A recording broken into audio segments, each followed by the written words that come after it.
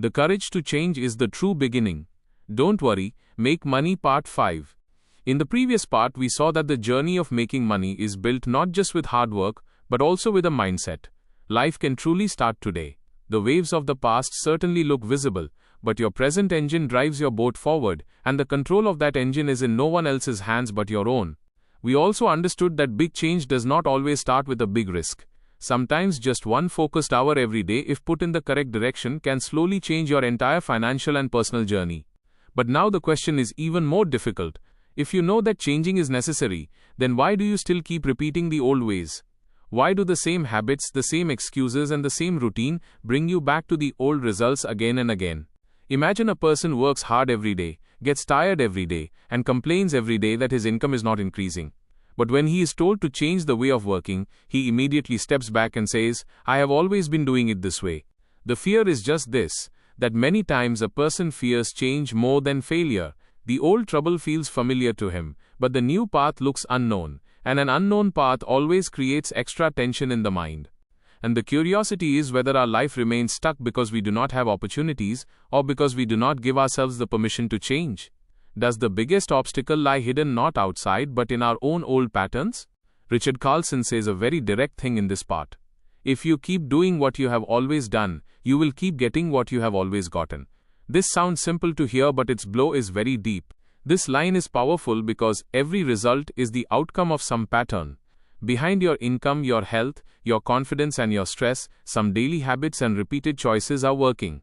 If the pattern of expense is the same, then the result of saving will also remain the same. If the pattern of working is the same, then the speed of growth will also remain the same. Just by wishing, bank balance, skill or career direction do not change. If the pattern of thinking is the same, then stress will also remain the same. Therefore, nothing will change just by having the desire to change the result. The approach will have to be changed, and to change the approach, the ego will first have to be kept a little to the side. Many people give very logical excuses to avoid change. They say, "I have always been like this. I have been working in this very way. Why should I change all of a sudden?" And this very question stops them even before moving forward. But this very thinking keeps a person rotating in the old circle. He feels movement, but progress does not happen.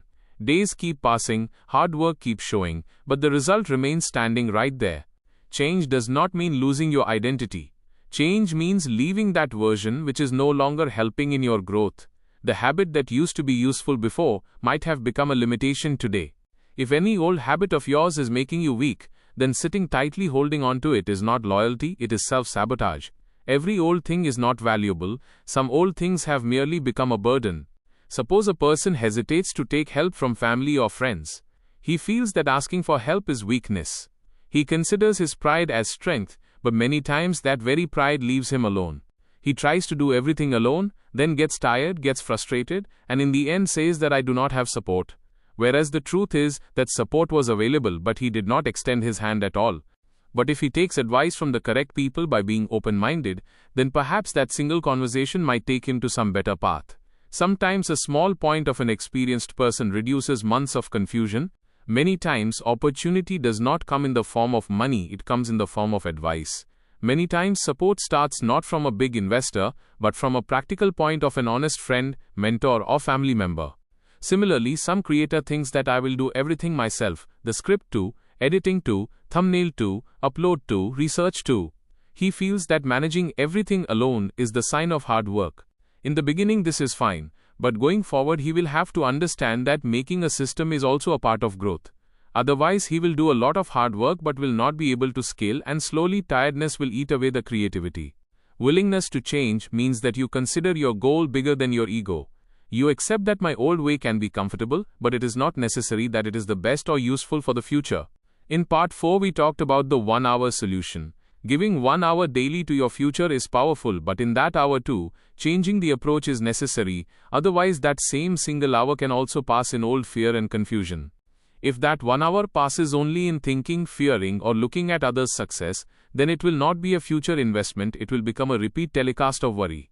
Time will be spent, but the direction will not change. Real work is needed in that 1 hour, writing something, learning something, publishing something, messaging some client, or doing focused practice on some skill. This is the very action that slowly builds confidence. Now this very thing takes us to the critical inch. That means working on that small but most important part of your project from where the actual result is produced and where your hard work directly connects with the outcome. The critical inch is that place where your energy directly connects with the result. Other works can be important, but they do not create results. Some works show you as busy, some works truly take you forward. The biggest problem is that our mind often mistakes easy work for important work. Easy work gives comfort, but critical work gives progress, and the work with progress often feels a little uncomfortable. Some business owner remains engaged the whole day in decorating the office, but does not talk to the customer. In the evening he feels that he was busy, but sales do not come, because the work with income was not touched at all. Some student keeps making timetables, keeps arranging pens, and keeps improving the study setup, but does not open the book to read the difficult chapter. The feeling of preparation comes, but preparation does not happen. Some YouTube creator spends weeks on the mic, background, font and intro music but keeps fearing to publish the video. He keeps delaying the action in the name of perfection. Richard Carlson gave the example of the gym precisely to explain this point. Some people come to the gym, do the workout and leave after completing their routine in a short time because they know why they have come there. They work on machines, move the body, sweat, and do exactly that work for which they have come to the gym.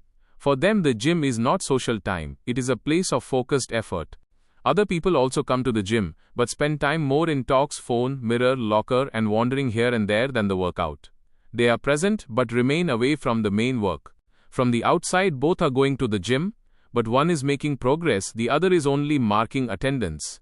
This exact difference is there in many people's financial life too, where effort is visible but the result does not come. This exact difference is visible in business and career too.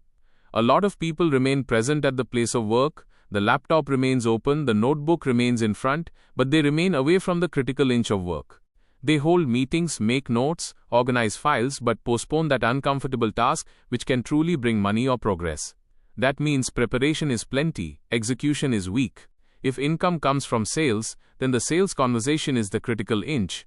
If growth comes from content, then content creation is the critical inch.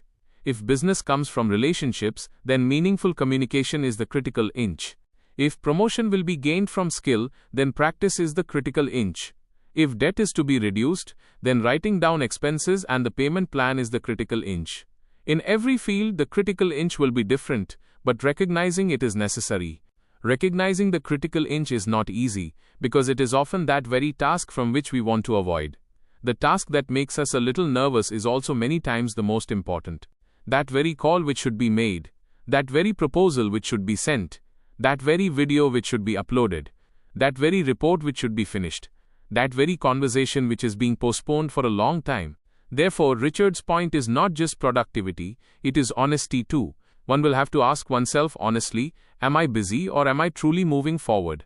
Am I engaged the whole day or am I only showing myself as engaged? Be willing to change means just this, that when you see your ineffective pattern, you do not defend it.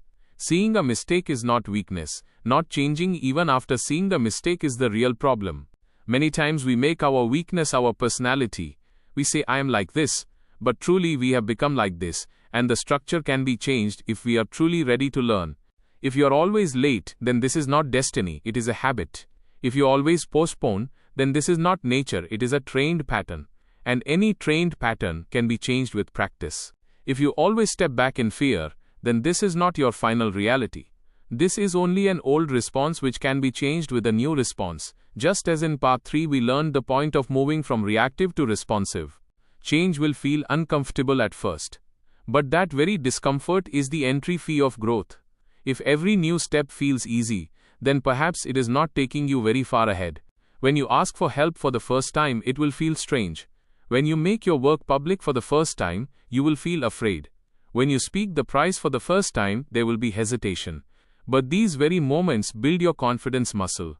But slowly the mind will begin to understand that I can survive, I can learn, I can change. And when the mind begins to believe this, then big fear begins to change into small actions. This very feeling makes financial confidence. Because confidence does not come suddenly, it is built with small courageous actions which you do despite the fear. In part 3 we talked about a responsive mindset. Change also comes only from a responsive mindset. Because a responsive person does not break down from criticism but rather tries to find a useful signal in it. A reactive person considers change an attack. A responsive person considers change feedback. A reactive person says, "You are telling me I am wrong." A responsive person asks, "What is worth learning in this?" A reactive person says, "How can a mistake happen from me?"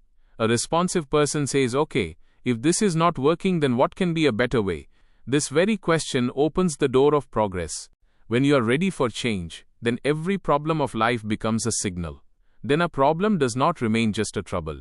It tells in which area adjustment is needed. Low income is a signal that work is needed on skill, value, or system. Continuous stress is a signal that time, priorities, and boundaries will have to be changed, otherwise energy will keep leaking. Repeated failure is a signal that not just effort, but strategy will also have to be changed. Because if hard work is in the wrong direction, then tiredness is gained, not the result. Small hard work in the correct direction also begins to show effect. Therefore, look at your daily work carefully. Where are you doing only motion, and where are you making real progress? Is your day creating an outcome, or is it only filling up with activities? If you remain engaged the whole day but the result is not coming, then perhaps you need not more hard work but more correct focus. Sometimes the problem is not a lack of time, it is the mistake of priority. Write down the critical inch of your project. Do not just think, write. Because written clarity does not let the mind deceive. When a thing comes on paper, then excuses begin to fall weak. Then daily in your 1-hour solution, keep that very critical inch first of all. Rest of the works later. Give the freshest energy of the day to that task which truly takes your journey forward. First that work which makes money, growth, skill, or trust. Then that work which gives only cleanliness, decoration, or a busy feeling. The moment the order changes, the quality of the result begins to change. This approach will slowly change your entire working style. You will tire less but will give more meaningful output. You will run less but will move forward in the correct direction. You will feel that the day is not short, it's just that the focus was scattered. Energy was not less, it's just that it was being spent on the wrong task. When focus returns, then that same time begins to look more powerful. This is the biggest benefit of being willing to change. You stop fighting with your old version and give a chance to the new version. You do not punish yourself, you train yourself. Today, ask yourself a simple question. Which pattern is there in my life that is giving me that same old result? Then ask, if I want a different result, which single method will have to be changed? Perhaps you will have to ask for help. Perhaps the routine will have to be changed. Perhaps a distance will have to be made from the phone. Perhaps uncomfortable work will have to be done first. And most important, perhaps you will have to accept that you can truly change. Because as long as a person considers himself fixed, until then no strategy works. But as soon as he considers himself a learning person, that same house, that same time, that same resources, and that same life begin to change with a new attitude. This itself makes Richard Carlson's teaching practical. Reduce worry, come into the present, give a focused hour, work on the critical inch, and change your method if needed. This is the path of calm but powerful growth. All this together forms a sustainable journey of making money. Here there is no panic, but there is action. Here there is no fantasy, but there is possibility. And possibility becomes reality when a person is ready to change. You do not need any big announcement today. Just choose a small change and apply it in your critical hour. Because when a small change is in the correct place, then its effect slowly spreads in the entire life. But the story is still left. Starting a change is one thing, but maintaining it for a long time is another thing. In the next part, we will see that when motivation becomes less, the result comes late, and the mind wants to return to the old comfort zone, then how Richard Carlson teaches us to move forward with patience, trust, and inner peace. If this video has taught you something new, or if you feel this information should reach more people, don't forget to like and share the video. Your small share can become valuable and useful information for someone else. If you have any questions related to this topic, or if you would like to share your opinion with us, be sure to write in the comment box. We read every question and suggestion from you, because your feedback inspires us to create better content. And if you want to keep receiving such interesting and reliable information about business, the economy, and the world in the future, then don't forget to subscribe to our channel GRT Business and also press the bell icon so that you get notifications of every new video directly.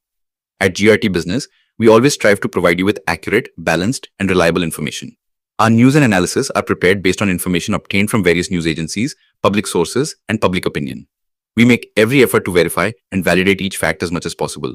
But in case of any possible error or dispute, the responsibility lies with the respective sources. Our only aim is to present you with a correct and trustworthy perspective so that you can understand any topic better.